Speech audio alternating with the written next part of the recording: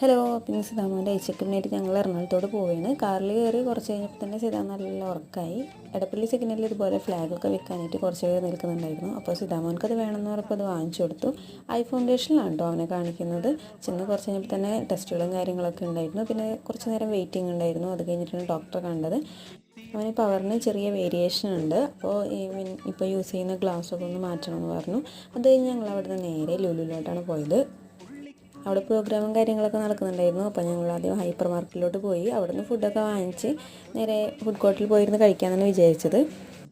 Hyper മാർക്കറ്റിൽ ഭയങ്കര തിരക്കായ കാരണം പിന്നെ ഞങ്ങൾ ഫുഡൊന്നും വാങ്ങിച്ചില്ല. കുറച്ച് സാധനങ്ങൾ മാത്രം വാങ്ങിച്ചിട്ട് അവിടെ നിന്ന് ഇറങ്ങി. പിന്നെ ഞങ്ങൾ ക്ലാസ്സിൽ എന്ന് പറഞ്ഞ റെസ്റ്റോറൻറ്റിലോട്ടാണ് പോയത്. അവിടെ ഞങ്ങൾ ഫ്രൈഡ് റൈസും ചില്ലി ചിക്കനാണ് ഓർഡർ ചെയ്തത്. അങ്ങനെ ഞങ്ങൾ അവിടെ നിന്ന് ഫുഡൊക്കെ കഴിച്ചു. സിതാമോൻക്ക് ഒറ്റയ്ക്ക് കഴിക്കണമെന്ന് പറഞ്ഞ് ആൾ തന്നെ ഡിസ്പൂൺ കൊണ്ട് കഴിക്കുന്നുണ്ടായിരുന്നു. അവിടെ നിന്ന് ഫുഡൊക്കെ കഴിച്ച ശേഷം ഞങ്ങൾ നേരെ വീട്ടിലോട്ട് പോന്നു കേട്ടോ.